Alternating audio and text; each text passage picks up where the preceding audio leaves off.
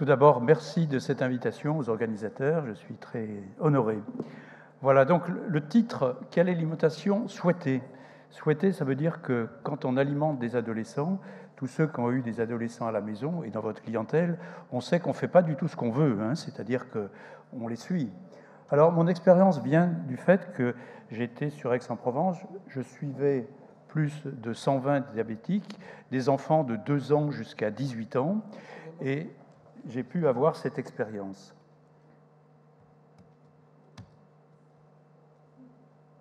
Pour les passer, c'est bon, c'est ça.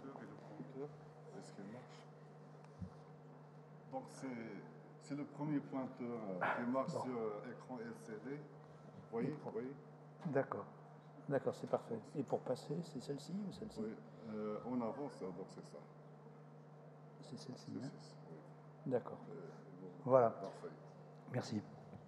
Donc, cette expérience vient du fait que j'avais une série importante d'enfants diabétiques, jeunes et moins jeunes, et puis j'ai travaillé longtemps, plus de 6 ans, avec l'AJD, l'aide aux jeunes diabétiques, où on recevait pendant les vacances des séjours de juillet, d'août, ou bien même des séjours parents-enfants, pour faire de l'éducation thérapeutique. Et c'était très précieux, très intéressant, parce que ça permettait d'avoir cette expérience de vécu au cours des 24 heures de la vie d'un diabétique, ce qu'on n'a pas du tout dans les consultations hospitalières. Alors, un petit mot, je rends grâce un petit peu au professeur Jean-Jacques Robert, qui a été président de la JD longtemps, et c'est vrai que toujours, quand on veut équilibrer un diabète, on regarde ce que l'enfant mange, bien sûr, ce qu'il fait, et puis aussi trouver un équilibre pour ajuster les doses d'insuline. Quelques mots d'épidémiologie, on ne va pas s'étendre là-dessus, mais vous savez qu'en Europe, et je pense que c'est le même cas au Maroc actuellement, il y a une augmentation de 3 à 5% du nombre de nouveaux diabétiques. Et la caractéristique, c'est que ça la touche des enfants de plus en plus jeunes. Autrefois, moi j'avais appris dans mes études que le diabète de type 1, c'était le diabète de l'adulte jeune. Et bien, c'est plus vrai du tout. C'est le diabète de l'enfant. Et maintenant, on peut dire c'est le diabète du jeune enfant. Les conséquences, c'est évident, parce que pour un service de pédiatrie, on passe, si vous voulez, de chiffres incroyables. Moi, quand je suis arrivé à Aix-en-Provence, ça fait quelques années, puisque je suis resté 35 ans, il y avait à peu près 25 enfants diabétiques suivis par le service. Quand je suis parti, il y en avait plus de 120. Donc, parce que c'est des enfants de plus en plus jeunes, donc on va suivre de plus en plus longtemps. Et je pense que vous avez le même phénomène au Maroc. On utilise de plus en plus de pompes à insuline. Dans les séjours à JD, on se rend compte qu'il y a plus de 60% des enfants qui ont des pompes à insuline. Il y a un mode de surveillance de la glycémie qui est plus simple, en particulier avec le freestyle libre, qui s'utilise souvent dans la journée, voire certains même en abusent. On a la mesure de la cétonémie qui est très facile, et puis on commence à avoir des mesures continues de la glycémie avec des systèmes de boucles fermées. C'est encore confidentiel, mais ça va être pris en charge, et c'est vrai que ça va changer, je pense, la vie de ces enfants diabétiques. Pendant l'adolescence, on sait que l'hémoglobine glyquée est beaucoup plus haute. C'est vraiment une période difficile pour tous ceux qui suivent ces enfants. Alors, quelques mots. Vous voyez qu'il y a un guide marocain de nutrition que vous connaissez, il y a aussi un guide en France, et c'est vrai que c'est une préoccupation que les enfants soient bien nourris, que les familles soient bien nourries actuellement. On a une référence quand même, c'est le régime méditerranéen, hein, qu'on exulte toujours, qu'on met en avant, mais pour un adolescent, c'est un peu compliqué. Alors, qu'est-ce qu'il y a comme caractéristique ? Chez l'adolescent, il y a des modifications physiques qui sont évidentes, bien sûr, mais psychiques et socio-familiales. On a une augmentation rapide de la corpulence, on va revenir là-dessus, et on a une chronologie qui est très différente entre les garçons et les filles, avec une masse corporelle musculeuse, osseuse, graisseuse, qui se différencie. Et toujours, c'est en rapport avec un modèle proposé par la famille, l'école, les pouvoirs publics et aussi leurs pairs. La façon de s'alimenter, toujours remis en cause au moment de l'adolescence. Une petite image sympathique, vous voyez, on se regarde souvent dans la glace, et c'est un symbole de dire qu'on se voit et souvent dans la glace. Il y a une prise de conscience de ce corps qui change rapidement. Il y a une crainte parfois de la prise de poids avec des désordres alimentaires, on reviendra là-dessus, et souvent, c'est là où on voit apparaître des régimes restrictifs très particuliers, avec des croyances qui interviennent et qui peuvent modifier ce comportement. Le jeune qui a un diabète vit les mêmes bouleversements avec les contraintes supplémentaires, bien sûr, de ce diabète, les glycémies à faire, les évaluations des glucides, les doses d'insuline et aussi les prévisions de l'effort et des sorties. Conséquences physiques de la puberté. Vous savez que l'adolescence débute par la puberté. La puberté, on sait à peu près la chiffrer, parce que chez la fille, c'est l'apparition du bourgeon mammaire. Chez le garçon, c'est l'augmentation de la taille des testicules. On sait que la fin de la puberté, c'est l'apparition des règles chez la fille. Elle va continuer de grandir pendant 2 ans. Chez le garçon, c'est une certaine autonomie, c'est jamais très précis. Alors que l'adolescence, c'est quand on est devenu un adulte autonome, accompli. Donc, vous savez qu'il y a des adolescences qui se prolongent longtemps. On dit que certains, à 30 ans, à 40 ans, à 50 ans, ils sont toujours adolescents. Vous voyez, c'est une notion qui est sociale, qui est intervenante, alors que la puberté, c'est quelque chose qui est bien défini. On a une croissance linéaire avant, c'est-à-dire c'est 5 cm par an, 2,5 kg par an, et après, au moment de la puberté, on a une accélération considérable. On sait que le début, chez la fille, c'est autour de 8 ans et demi, et entre 8 ans et demi et 13 ans chez la fille, alors que chez le garçon, c'est un peu plus tard, entre 9 ans et 14 ans. On augmentait, si vous voulez, l'âge séculaire de la puberté. Il semble que maintenant, ça se stabilise à peu près. On n'a plus cette avance que l'on avait considérable, qui était considérable il y a quelques années, sûrement parce que les enfants sont mieux nourris. On sait qu'il y a un gain de 15% de taille, soit 20 à 25% pour les filles et 25 à 28% pour les garçons. Alors les courbes de croissance, c'est toujours d'actualité, puisque quand on consulte un jeune, on le reporte sur les courbes de croissance et on voit à l'évidence qu'il y a une accélération qui correspond à la puberté et une stabilisation qui se fait quelques années après. Et ça, c'est important parce que si on voit qu'un jeune est hors des critères par rapport à cette courbe, aussi bien pour la taille que pour le poids, il faut s'en inquiéter et se demander qu'est-ce qui se passe. On a un gain de 50% de la corpulence. Alors pour les filles, ça représente en moyenne 15 kg de masse maigre, les muscles, 7 kg de masse grasse. Leur croissance est spectaculaire dès la première année de la puberté. C'est 8 cm par an jusqu'à la survenue des règles, puis la croissance se ralentit de 8 cm sur les 2 années suivantes. Donc vous voyez, c'est important parce que si une puberté survient précocement, on peut prévoir que la taille définitive sera amputée. Et on est amené, dans des pubertés précoces, bien sûr, à bloquer la puberté pour que ce jeune ait une taille normale à l'état adulte. Les garçons acquièrent en moyenne 31 kg de masse maigre et 3 kg de masse grasse. Ils prennent jusqu'à 9 à 11 cm par an en deuxième partie de la puberté, puis ralentissent et arrêtent de grandir en moyenne 13 cm au-dessus de la taille des filles, mais parfois jusqu'à 19 ans, alors que l'âge de la puberté est beaucoup plus tôt actuellement chez les filles. Il y a des modifications hormonales au cours de l'adolescence. Alors, la plus nette, bien sûr, c'est la sensibilité à l'insuline, qui est liée aux facteurs de croissance, l'IGF-1, et aussi aux hormones sexuelles, qui entraînent une augmentation des besoins d'insuline. On sait très bien pour le diabétologue, cette période de puberté et d'adolescence, c'est les moins, mais puberté, on va augmenter considérablement les doses d'insuline, comme s'il y avait une résistance à l'insuline. Ceci, il y a une pulsabilité de la sécrétion de l'hormone de croissance, surtout la nuit, qui explique certaines hyperglycémies matinales, qu'on le rencontre beaucoup à la période pubertaire. Chez la fille, l'apparition des cycles ovulatoires et des menstruations font aussi varier la glycémie, mais pas de façon considérable. Il existe un effondrement de la sécrétion insulinique résiduelle. On a des enfants qui, jusqu'à la puberté, ont toujours une petite sécrétion résiduelle pancréatique. Mais au moment de la puberté, les besoins augmentent tellement que cette sécrétion résiduelle disparaît. Et donc les besoins d'insuline, bien sûr, vont augmenter. Alors un petit mot pour dire, il était écrit dans des manuels très anciens que le fait d'être diabétique empêchait de grandir les enfants. On a vérifié, c'est plus du tout vrai, parce que les traitements sont quand même intensifs, sont beaucoup plus précis, et les enfants grandissent comme les autres, malgré le diabète et bien sûr la puberté. Donc c'est une période qui nécessite beaucoup plus de glycémie, plus d'injections d'insuline, Et là, souvent, on a recours, dans cette période, à la pompe insuline pour équilibrer ces enfants. Comme vous le savez, on a recours aux pompes insuline chez les très jeunes enfants. En dessous de 3 ans, on propose d'emblée une pompe insuline pour équilibrer. Sinon, on a beaucoup de mal avec les petites doses, les appétits qui sont variables, les caprices, enfin tous les phénomènes, si vous voulez, infantiles, qui peuvent compliquer les choses. Les besoins caloriques sont très importants. Vous savez que l'appétit se majore considérablement parce qu'il y a la croissance. Donc c'est une période où l'enfant vraiment mange beaucoup. On dit très bien qu'il vaut mieux aller au cinéma avec lui que d'aller l'inviter au restaurant, parce qu'il mange beaucoup. Un adolescent de 55 kg a besoin d'environ 2250 kcal s'il est sédentaire, mais 3600 s'il est actif.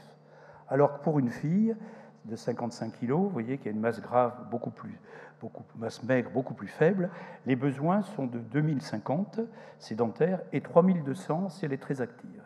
Ceci montre l'importance de l'activité physique que l'on préconise bien sûr pour équilibrer ces enfants. Les besoins énergétiques, c'est toujours fourni par les mêmes éléments que vous connaissez bien, les lipides 9 calories par gramme, les protéines 4 calories par gramme, qui ont surtout un rôle structurel et fonctionnel, mais c'est les glucides qui comportent la majorité, si vous voulez, des besoins, même dans le diabète. Il n'y a pas des besoins différents quand on est diabétique par rapport aux glucides, puisque c'est toujours 50 à 55%, les lipides 30% à 35%, les protéines 10 à 15%. Un repas équilibré devrait comporter, bon, tout le monde l'écrit, tout le monde le dit, mais vous savez que ce n'est pas évident de faire passer ce message aux ados. Toujours légumes verts, crus ou cuits pour les fibres et les vitamines, une viande, un poisson et des œufs pour les protéines, un féculent ou du pain pour les glucides, un produit laitier pour le calcium, un fruit pour les glucides, les fibres et les vitamines. Et vous voyez que sur ce schéma, il y a toujours une injection d'insuline qui précède ces repas, toujours avant.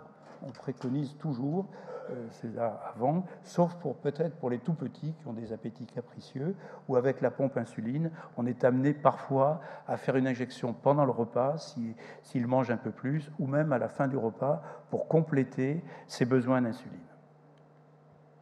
L'index glycémique, c'est une notion qu'il faut faire passer quand même aux jeunes, aux ados, en leur disant qu'il faut préférer bien sûr une IG faible plutôt qu'une IG élevée, et en particulier pour le petit déjeuner du matin. On sait que les ados consomment beaucoup de pain ou de dérivés du pain, et c'est vrai qu'on leur demandera de choisir plutôt du pain complet, du pain aux céréales, plutôt que du pain blanc ou des pâtes par exemple qui sont trop cuites. On sait que l'index c'est beaucoup plus élevé. Alors pour les glucidovores, c'est un terme qui fait un peu rire, on préfère toujours leur expliquer que les glucides complexes, féculents complets, riches en fibres, le pain à farine complète, les légumineuses comme les lentilles, les pois chiches, le riz basmati complet, comparé aux glucides simples, c'est bien meilleur.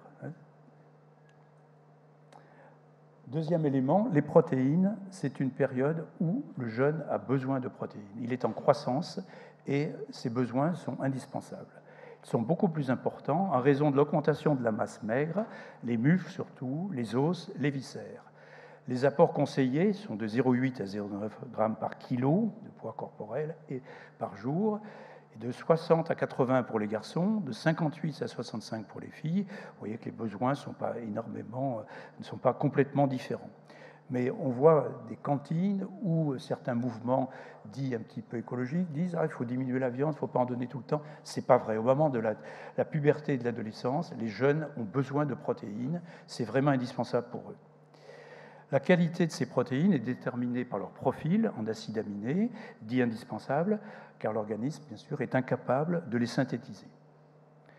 La qualité de ces protéines, les protéines animales, que vous connaissez tous, viande, œufs, poissons, les produits laitiers aussi, ils ont des qualités nutritionnelles supérieures aux protéines d'origine végétale, les céréales, les légumineuses, qui présentent un déficit en certains acides aminés. Une alimentation qui comporte des protéines des deux origines, bien sûr, c'est ce qu'il y a de préférable. Donc, je vais citer un petit exemple. On trouve 18 à 20 grammes de protéines dans 100 grammes de viande, etc. On ne va pas détailler, vous connaissez tout cela. Peut-être que si j'avais des schémas, est-ce qu'au Maroc, on mange différemment, mais je n'ai pas l'impression, puisque la qualité nutritionnelle du Maroc est vraiment exceptionnelle. Des images pour fixer les idées. Vous voyez que œufs, poissons et viande tiennent une place importante, mais aussi toutes les autres céréales. Alors, les conséquences de certaines exclusions, et là, ça demande discussion avec ces adolescents qui ne veulent pas prendre de viande, ni de poisson, ni d'œufs, ou aucun produit d'origine animale, ça devient compliqué. Il faudra toujours discuter avec eux, avec lui ou avec elle, des risques encourus à cette période, car sa croissance peut être perturbée. En plus du risque de carence en fer, en zinc, en vitamine B12, je ne reviendrai pas là-dessus, quand on exclut toutes ces protéines. Le calcium, assurer son capital osseux, c'est fondamental, puisque c'est la période clé pour constituer ce capital. Les garçons ont un gain osseux plus important et plus étalé dans le temps que celui des filles, et on considère qu'à l'âge de 20 ans, le capital osseux sera constitué, et on parle de pic de masse osseuse. Il dépend en grande partie de l'activité physique, mais aussi des apports en calcium et en vitamine D, on reviendra là-dessus. Ces apports sont essentiels, surtout pour les adolescentes, afin de prévenir l'ostéoporose future. Les apports conseillés en calcium, c'est 1200 mg par jour pour la tranche d'âge des 10 à 19 ans. Les enquêtes montrent en France qu'il y a toujours un déficit en calcium, surtout chez les filles, à 50%, et chez les garçons, de 20 à 30%. 300 mg de calcium se trouvent au choix dans ces produits laitiers, donc un quart de litre de lait, de yaourt, 30 g d'emmental, 80 g de camembert. Je ne détaille pas parce que peut-être il y a d'autres fromages ici. Les légumes, fruits, céréales, eau de boisson complètent les apports en calcium, mais en très faible proportion et sous une forme qui est moins assimilable. Une illustration, toujours pour fixer les idées. Et je crois qu'une jolie table ou des aliments bien présentés, ça joue aussi, hein, vous le savez. Quelles sont les recommandations? Un produit laitier à chaque repas, goûter compris, ce qui n'est pas évident pour un ado. Hein. Une prise de vitamine D3, 3 à 4 fois par an, sous forme d'ampoules buvables. Moi, j'avais l'habitude que l'enfant, quand il démarrait sa puberté, au moins au printemps et à l'automne, on prescrivait une ampoule au moins de 200 000 unités de vitamine D. J'étais à Aix-en-Provence, il y avait du soleil. Donc, dans des pays où il y a moins de soleil, ou si les gens ont la peau pigmentée, on sait qu'il faut multiplier encore, si vous voulez, ces injections de calcium. Excusez-moi.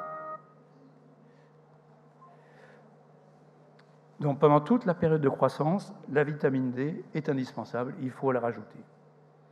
Maintenant, ici, vous avez beaucoup de soleil, mais est-ce que les ados s'exposent au soleil? Ce n'est pas évident. Les besoins en fer, ça c'est le deuxième élément fondamental, c'est très important, surtout pour les filles. Chez l'adolescente, ce besoin, bien sûr, est accru dès la survenue des règles, et vous savez que pendant la première année des règles, parfois, il y a des saignements importants et il y a un manque de fer qui se fait jour.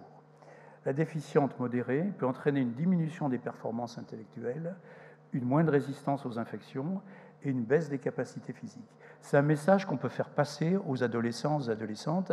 Si tu manques de fer, attention, tu vas être gêné pour tes activités. Là, ils peuvent l'entendre. Quand on fait appel à l'intelligence des adolescents, ils écoutent. L'anémie surviendra qu'à un stade très avancé de la carence saphèse. Donc, il ne faut pas compter là-dessus pour dire on va prescrire du fer. Les apports conseillés sont estimés à 10 mg par jour pour les 10-13 ans, mais pour les 14-18 ans, c'est 13 mg chez les garçons et 16 mg chez les filles. L'absorption du fer, vous savez qu'elle est faible. L'intestin absorbe très peu le fer, de l'ordre de 10%. Donc il faut en apporter beaucoup pour être sûr qu'il ne manque pas. À l'adolescence, les enquêtes françaises montrent que les apports sont très insuffisants chez 40% des filles. Le risque est plus élevé, bien sûr, s'il y a des régimes restrictifs, végétariens, végétaliens, ou en cas de règles abondantes. Les principales sources alimentaires sont les viandes et les poissons, 30 à 35%, puis les végétaux.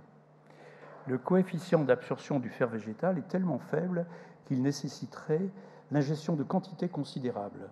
130 g de bœuf apportent autant de fer absorbable que 1,3 kg d'épinards ou 1,8 kg de légumes secs.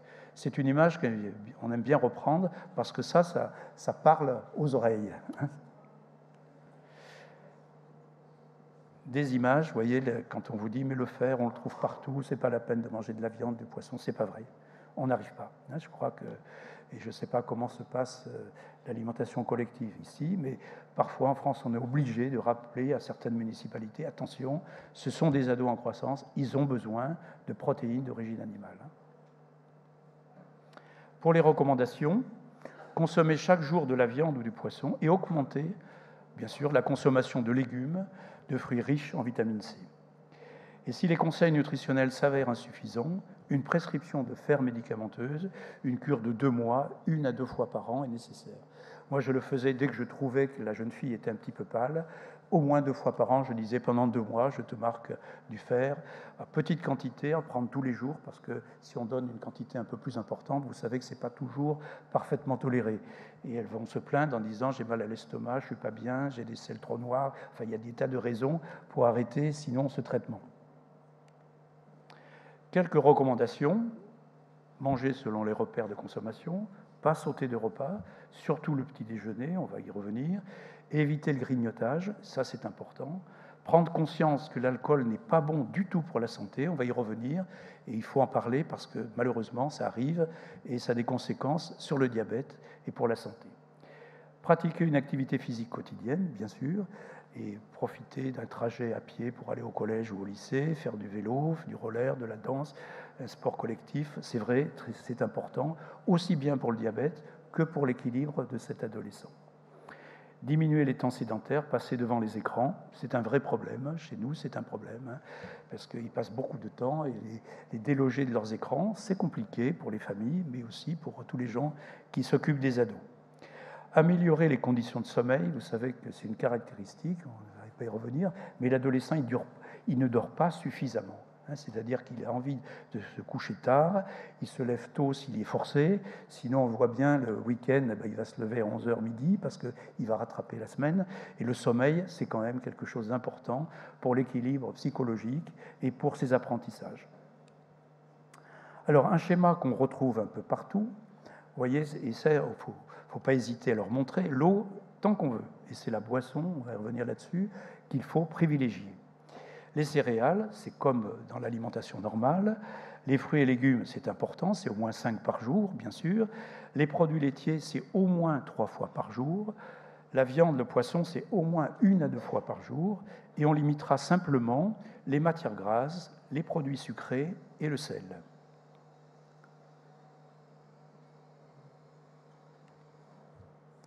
L'alimentation équilibrée, c'est aussi manger assis autour d'une table en prenant le temps. Et ça, vous voyez que les adolescents, ils mangent rarement à table, assis, tranquillement. Manger dans le calme, sans avoir une autre occupation pour apprécier son repas. Faire de vrais repas bien espacés les uns des autres. Garder les produits sucrés pour la fin du repas, occasionnellement. Et attention aux mauvaises habitudes, je reviendrai là-dessus, c'est-à-dire on saute des repas, on mange debout, on mange n'importe quand, on arrive du lycée, on ouvre le réfrigérateur et on grignote, et c'est pas très bien. Manger très vite, manger devant la télé, grignoter, consommer des boissons sucrées. La dynamique de l'adolescence risque d'être perturbée, bien sûr, par le diabète. Les adolescents qui ont un diabète font face à des défis qui sont quand même très différents des autres adolescents. Et il existe à l'évidence un impact sur l'équilibre glycémique qui est une source de démotivation et de moindre observance du traitement, mais aussi il y a une influence sur la qualité de la vie de ces jeunes qui ont le diabète pendant l'adolescence. Et on sait très bien que pour l'équipe soignante, je l'ai évoqué tout à l'heure, l'adolescence, ce n'est pas toujours simple, ce n'est pas tout rose. Une vigilance est requise dans certaines situations. L'adolescent, il ne supporte pas d'avoir des hypoglycémies, surtout en présence de ses copains ou de sa famille. Il se sent humilié, abaissé, on le met dans un coin. C'est quelque chose qui est très très mal vécu. Donc l'idéal, c'est que l'adolescent ait un groupe de copains qui connaissent la maladie, qui savent ce qu'il faut faire en cas d'hypoglycémie. Avec la famille, bien sûr, il n'y a pas de problème. Mais ces hypoglycémies sont très traumatisants pour ces adolescents au moment où ils sont fragilisés par d'autres choses. Il faut toujours avoir une trousse de resucrage avec soi, bien sûr, du sucre ou même des boissons sucrées, et puis des camarades qui sont prévenus. Deuxième situation, ce sont les hyperglycémies avec ou sans cétose. Je vous ai dit que beaucoup d'ados ont des pompes, et on sait très bien que s'il y a un problème de pompe, un problème de cathéter, un problème d'aiguille qui se bouge, très vite, ils passent en cétose. Et là, ils ressentent des signes qui sont très désagréables, mal au ventre, des nausées, des vomissements, des petits troubles de la conscience. Et là, il faut pouvoir, bien sûr, contrôler la glycémie et l'acétonémie. Actuellement, ils ont tous des petits appareils qui font et la glycémie et l'acétonémie, ce qui leur permet de savoir où ils en sont et de tout de suite de faire une injection supplémentaire d'insuline. Donc, ils doivent avoir, en plus de leur pompe à insuline, un stylo d'insuline rapide pour pouvoir faire une injection, le temps de reposer un cathéter ou de comprendre ce qui se passe au moment des pompes. Et c'est vrai que dans les colonies AJD, c'est une situation, on a toujours notre petit sac à dos, si vous voulez, avec tout ce qu'il faut pour resucrer, pour faire de l'insuline, et aussi on leur donne à boire quand c'est nécessaire, mais pour corriger ces situations qui surviennent, sinon toutes les activités sont interrompues et les autres sont obligés d'attendre que le jeune ait retrouvé sa conscience, soit bien avant de reprendre l'activité. Donc les rajouts d'insuline, c'est souvent nécessaire. Donc au stylo ou à la pompe. Bien sûr, à la pompe, c'est plus facile, mais je vous dis, si vraiment il y a une cétose, c'est souvent qu'il y a un problème de pompe. Alors, trouver des solutions aux inconvénients d'attirance pour les produits sucrés. Et là, je vais insister un petit peu sur les édulcorants parce qu'il semble qu'il y a plein d'articles actuellement qui sortent. On les avait recommandés il y a une dizaine d'années en se disant que ça ne pose pas de problème, on remplace le sucre par les édulcorants et ça se passe très bien. Eh bien, ce n'est pas vrai parce qu'on découvre que les édulcorants, ils modifient la flore intestinale, le microbiote, donc c'est embêtant. Ensuite, ils favoriseraient, si vous voulez, des problèmes cardiaques. Donc, on se dit, ce n'est pas l'idéal. Et on préfère maintenant recommander aux jeunes qui ont envie de sucre, qui consomment un peu de sucre avec de l'insuline supplémentaire, plutôt qu'ils se gavent, si vous voulez, de produits zéro, vous les connaissez tous. Il y en a plein dans le marché, il y en a plein les supermarchés, et la publicité pour les produits light est considérable partout actuellement. Je pense que vous le rencontrez, comme on le rencontre dans le monde entier, vous avez des lobbies qui favorisent ce genre de choses. Alors, une image, vous voyez, que j'ai prise il n'y a pas longtemps, associé à un risque accru de maladies cardiovasculaires. Donc, ces jeunes, si vous commencez votre diabète à 3 ans, quand vous aurez 50 ans, vous serez toujours diabétique. Donc, il ne s'agit pas, si vous voulez, d'avoir des habitudes qui font qu'on va avoir des inconvénients à long terme. Et on sait que les problèmes cardiaques chez les diabétiques, c'est un vrai problème. La liste des édulcorants, vous les connaissez, hein, peut-être qu'ils ont des noms un peu différents, que ce soit l'aspartame, l'acétulfame, le sucralose, le saccharinate de sodium, mais aussi les édulcorants de masse ou caloriques, comme le fructose, bien sûr c'est le sucre des fruits, mais aussi tous les polyols que l'on rencontre dans les chewing-gums, dans les bonbons, et il y a beaucoup de produits actuellement qui contiennent ça. Donc essayons de les éviter, et je crois que déshabituer le jeune du sucre, comme pour un adulte, hein, s'il prend plus de sucre pendant des mois, il n'aura pas ce goût du sucre, puisqu'il y a une addiction au sucre qui est évidente. Et on a peur que ces édulcorants favorisent et fassent persister ce goût du sucre. Choisir ses boissons, la boisson idéale, c'est l'eau. Mais pour un ado, ce n'est pas la boisson idéale, parce qu'ils aiment bien boire des produits sucrés ensemble, des jus, des sodas, des boissons énergisantes. Et ça, c'est embêtant parce que, si vous voulez, il y a de la caféine, il y a de la taurine, il y a des extraits de plantes, et ils ont une teneur variable en glucides. Donc ça ne présente aucun intérêt nutritionnel. Quelques repères qu'on rappelle toujours aux ados, 33 cc de soda à base de coca, je ne vous cite pas la marque, mais vous la connaissez tous, c'est 7 morceaux de sucre de 5 grammes, c'est quand même pas rien. 1 litre de jus de fruits, pur jus ou à base de concentré, c'est 20 morceaux de sucre. Alors que les boissons light ou zéro, il y en a 0, bien sûr, mais il y a d'autres inconvénients. Le thé, le café, les infusions, la chicorée, il y a 0 morceau. Et ça, c'est peut-être des boissons qu'il faut réhabiliter. Mais si vous voulez, ce qu'ont fait les parents, les ados ne le reproduisent pas toujours, vous le savez. On fait plutôt le contraire, donc c'est compliqué. Alors, avec une petite note, c'est que le thé diminuerait l'absorption de fer non héminique. Je ne l'ai pas retrouvé partout, mais il semble que ça existe. Il vous reste 2 minutes. Il vous reste 2 minutes. Oui. Ah, excusez-moi. Alors, gérer les risques liés à l'alcool, j'ai hésité à vous en parler, mais il faut en parler parce que les jeunes, quand ils font des fêtes, si vous voulez, ils peuvent boire de l'alcool de façon considérable en très peu de temps. Et l'inconvénient, surtout s'ils sont à jeun, c'est d'avoir une hypoglycémie majeure qu'ils ne vont pas détecter, et ils vont se retrouver en coma que l'on ne peut pas corriger avec le glucagon. Donc il faut passer par les urgences et faire une perfusion glucosée, donc c'est très embêtant. On peut facilement contrôler sa glycémie, on l'a déjà parlé. Regarder les étiquettes alimentaires, ça c'est une éducation qu'il faut faire. Quand on prend un produit, on regarde l'étiquette pour savoir la teneur en sucre pour 100 grammes ou la teneur par part, par exemple pour un biscuit, pour un chocolat. Quelques recommandations pour les adolescents qui vivent avec un diabète. Si vous voulez, on repère facilement les tendances fringales parce qu'ils mangent souvent hors de la maison avec leurs copains. Donc les cantines du collège, le lycée, la restauration rapide, il y a des prises de sandwich et ça peut être embêtant s'ils ne sont pas habitués. Le saut du petit déjeuner, il augmente avec l'âge, ça c'est évident. Et puis on observe qu'ils consomment moins de lait, moins de produits laitiers et parfois de pâtisseries et de gâteaux. Ils augmentent beaucoup tous les produits dérivés du pain ou des équivalents. Une image d'un sandwich partagé, je la trouvais sympathique. Les salades, ce serait préférable, mais d'abord, ça coûte cher. Et puis, ce n'est pas toujours ce qu'ils vont prendre, parce qu'on ne les partage pas facilement. Contrairement aux idées reçues, l'alimentation des adolescentes est plutôt variée. Même s'ils sont exposés à la malbouffe, les fast-foods, les kebabs, les pizzas, ils sont aussi très attachés aux repas traditionnels, en famille, et s'intéressent quand même à la cuisine. Et ça, c'est important, et on peut utiliser ce biais pour faire de l'éducation. Et les succès des émissions de cuisine en témoignent, parce qu'il y a beaucoup de concours de pâtisserie, de plats, de choses comme ça, et ça les intéresse. Alors, un problème, c'est que beaucoup sont insatisfaits de leur image corporelle. Les filles se trouvent très fréquemment en surpoids, avec parfois des dysmorphophobies. Les garçons, ils aimeraient toujours avoir plus de muscles. Cette insatisfaction peut entraîner des modifications de l'alimentation et aussi des soins par rapport au diabète. Il faut en discuter avec eux. Donc la surveillance du poids reste essentielle. On a parfois ce qu'on appelle la diaboulimie, des filles qui utilisent de baisser leur dose d'insuline, voire de la supprimer pour perdre du poids. Évidemment, ça marche, mais on déséquilibre complètement le diabète et on a beaucoup d'autres inconvénients. Donc c'est très embêtant.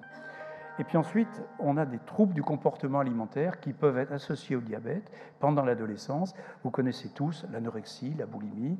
Et moi, je me suis occupé d'un service d'adolescents en même temps que la pédiatrie. C'est vrai que l'anorexie mentale chez les jeunes filles, c'est quelque chose de terrible. Et quand on a le diabète en même temps, c'est encore plus compliqué.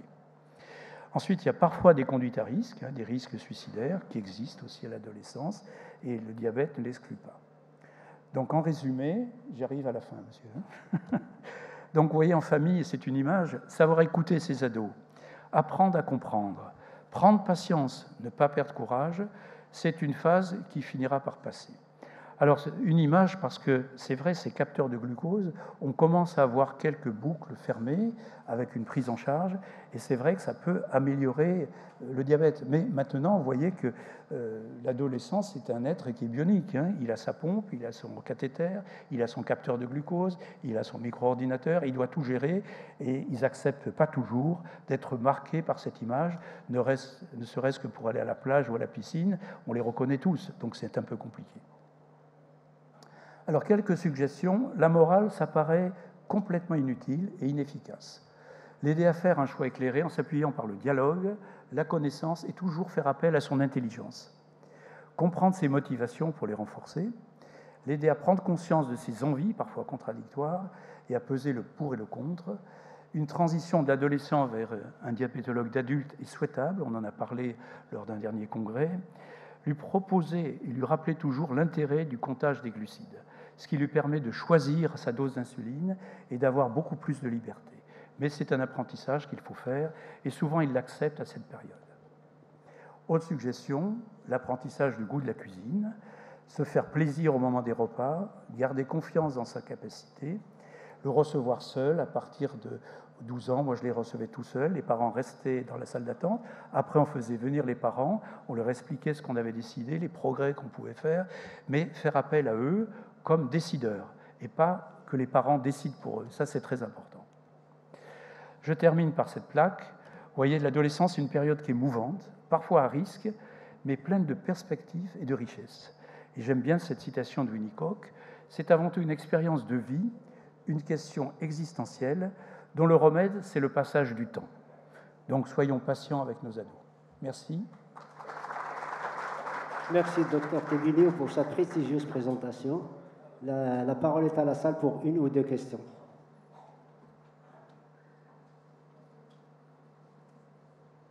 Sinon, on passe à la pause café. Une question là. Biologique au conseil que vous avez donné aux adolescents de ne pas manger debout. Merci.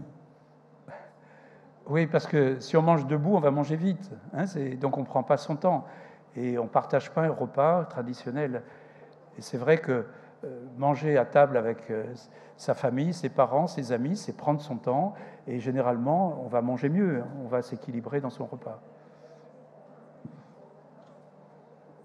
Merci, professeur. Est-ce que la stevia est aussi néfaste pour un adolescent? La stevia. Alors, la stevia, c'est pareil. Hein, si vous voulez, on garde le goût du sucre. C'est un peu moins mauvais que les autres, mais ce n'est pas idéal. Hein, si on garde le goût du sucre, on va avoir tendance à en prendre tout le temps. C'est ça le problème. Hein.